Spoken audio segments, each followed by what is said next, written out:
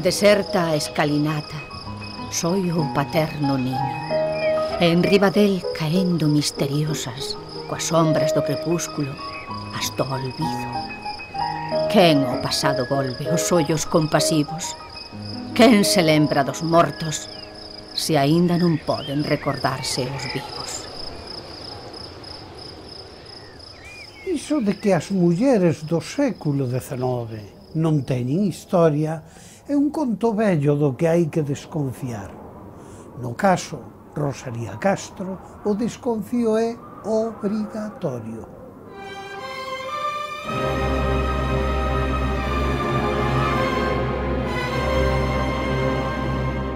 Consta que os parentes máis próximos, incluído Murguía, recorreron os coñecementos e as xestións personais de Rosalía sempre coexixiron as circunstancias familiares.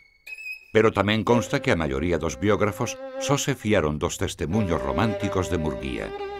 Testemuños tan alleos ao que sabemos da súa muller como unha paisaxe ou un grabado romántico comparado co natural.